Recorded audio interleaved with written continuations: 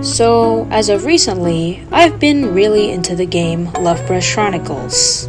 Like, really into it.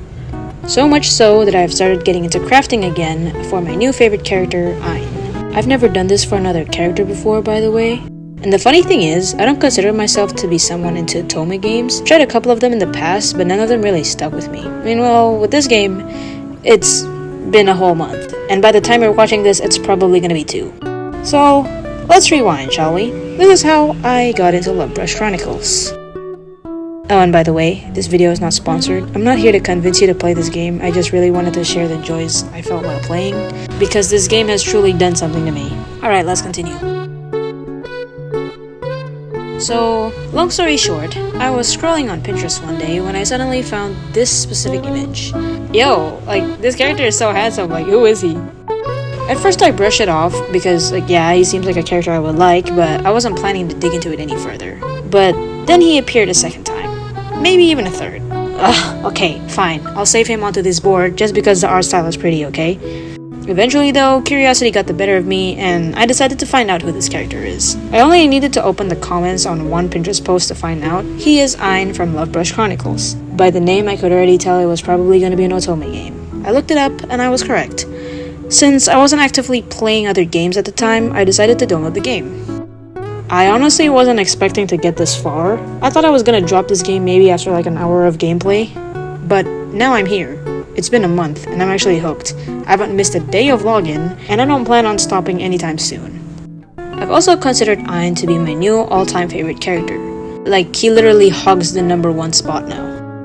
The more I played, the more I'm praising this game for its visuals. I mean, it's pretty self-explanatory, right? Like, you can't look at this and tell me the art style isn't pretty, you'd be lying in that case. But not only that, the music kinda surprised me. The first time I played this game, I was in public. That was probably not a good idea. That means I couldn't blast my volume, right? But the moment I came home and I opened the game, I was greeted with this music. Listen to this.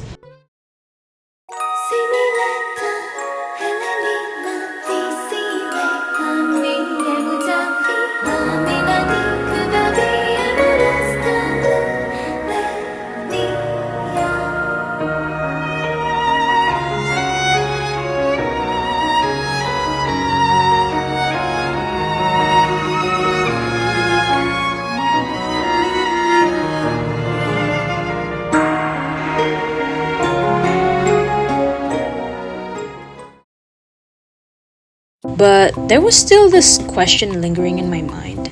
How did I get into this game so easily, but not other otome games?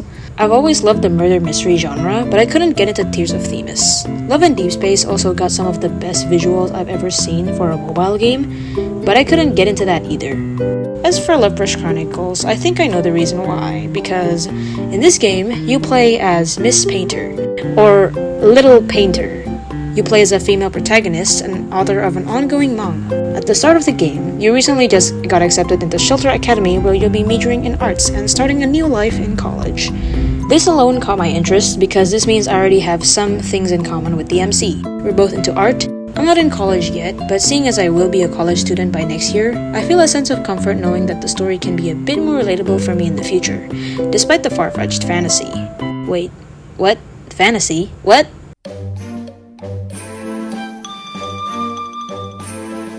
I already saw some of the promotional materials of the game while downloading it, and I did see that there were many fantasy-like elements in the game, but I just assumed they were non-canon alternate universes, because most of the games that I've played before included those kinds of artworks. They served more of an aesthetic purpose. They didn't actually matter in the story.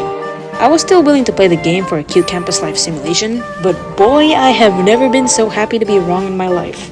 Because not an hour into the story, the MC gets transported into Godheim, the world of the manga she was working on, a world where the male leads are similar to their modern world counterparts, but not quite the same. In Godheim, you are the goddess of another world whose purpose is to be sacrificed on the day of the Davenphoria, which is also the day you get married to the emperor. All to save this dying world covered in eternal snow. Your efforts to save this world often clash though with the interference of the Silver Knight. Because of that, you are left no choice but to ask for help from the other 4 male leads. Some are eager to help you, while some require time to trust you. Nevertheless, it's an otome game, so you can probably tell how these routes will end. Usually, the game will make you play through the routes in order of characters that play a less important role to the characters with the most importance.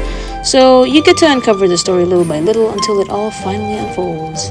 It's really fun to find similarities and differences between the multiple versions of the same character, because at their core, they are the same character, but it really shows just how environment can change how they act.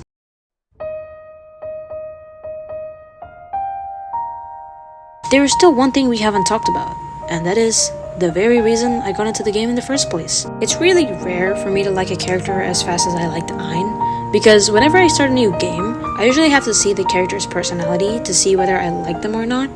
But Ein is pretty different, because the moment I saw him, I immediately knew that I would like this character and choose him as my favorite. Even after playing the game for a while and getting to know each and every love interest, I still really like Ein. After looking into his character, I really only started to like him more. When I read through his profile, I saw that he had a height of 179 centimeters. He dedicates his life to music and is excellent at playing the piano. Wait a minute, why does this sound familiar? Aside the fact that he's really similar to characters that I've liked before, I really like his personality. He's got this mysterious air around him, but he's also someone who isn't afraid to speak up his mind. Sometimes his brutal honesty is often what makes him look a little bit heartless. When he's with MC though, he'd say a lot of things that feel cryptic and make you go, wait, what? Despite only playing the game for a month, I would definitely list this game as one of the most memorable games I've ever played. I really got into this without much expectation. Whenever I get into a game, I often ask myself, did this game bring any use to my life? Seeing how the game has inspired me and motivated me to draw a lot more, yeah, I would say the way I draw my male characters has started to change a little bit. There were a lot of instances where I was faced with art block, and the way I got out of it was by drawing Ein. This game has truly inspired and motivated me to draw a lot more. I hope that continues to be the case. This is my first time making an actual long-form video, so I'm not exactly sure how to end it. This is also my first time editing on anything other than my phone. It's gonna take some time before I get used to this. But anyway, if you've made it this far, thank you for listening to me yap about my new interest. I'll see you in the next video, whenever that is.